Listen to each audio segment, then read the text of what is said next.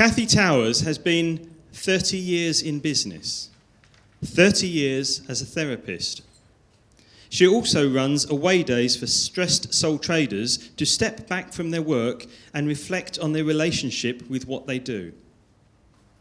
Please welcome Kathy Towers.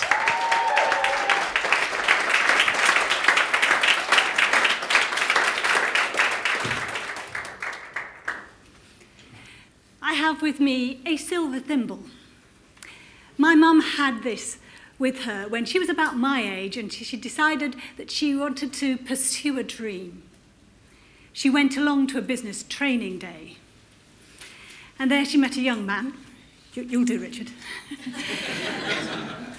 And she was chatting to him, and he said to her, "What are you doing at your time of life, starting a business? Shouldn't you be at home knitting?" That's shaming. Now, about 10 years ago, I was invited to be best man for my brother. I couldn't bear to stand on a stage and speak.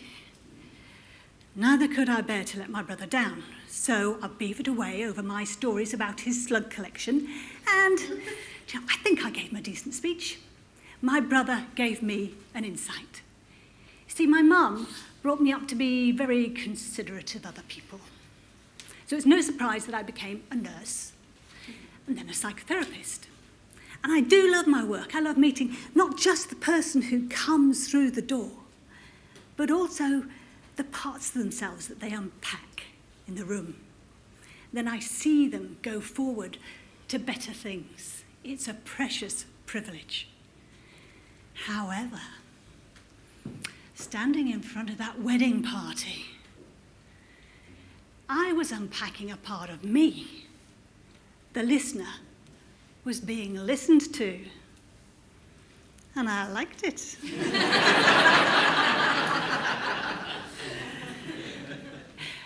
I knew something about how that part of me, this part of me, got packed away when I told my mum about my second speaking engagement. I said, "Mum, guess what? I've been invited to speak at a conference, and they're putting me up the Hilton, and they're going to pay me money."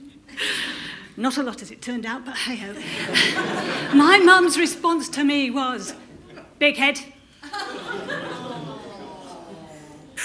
That's shaming. Now, in this audience, there's quite a few of you who've got stories about being shamed. Sylvia shared one this morning.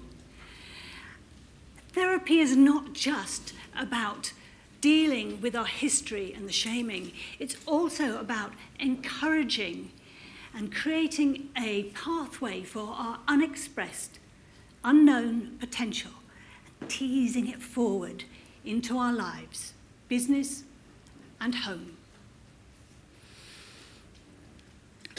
Now, last month on this stage, Jamil Qureshi said to us, "Give your audience an image that they need to complete." I gave, I hope all of you, an envelope earlier. If you'd like to open that now and share with the person next to you if you didn't get one. And I invite you to just gaze at this image for a few moments with an open mind.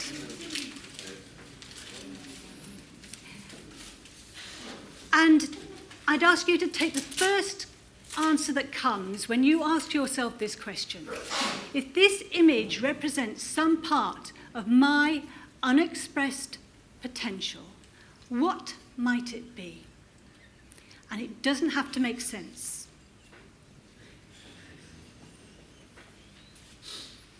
And then bring your attention back to the room. You've got a great one there. Now, before I end, I want to come back to my mum. But before that, share it with somebody in the break. It's a way of continuing to tease it forward. Now, my mum, I know when she knocks me, she's trying to protect me from the world out there. But she's also an inspiration to me Did she leave that business training day and go back to knitting? No. She opened a haberdashery shop called the Silver Thimble.